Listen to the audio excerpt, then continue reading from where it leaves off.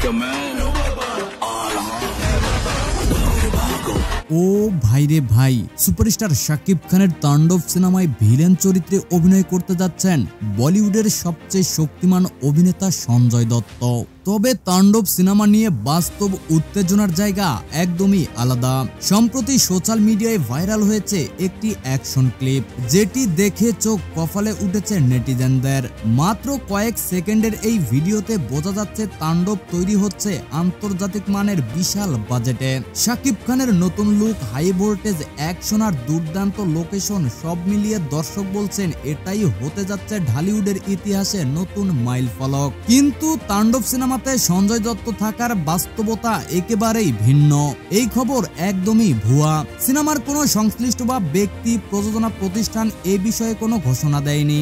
বিশেষজ্ঞদের মতে কিছু আবেগী ভক্ত শুধুমাত্র কৌতূহল আর উত্তেজনা থেকেই এমন গুজব ছড়াচ্ছেন।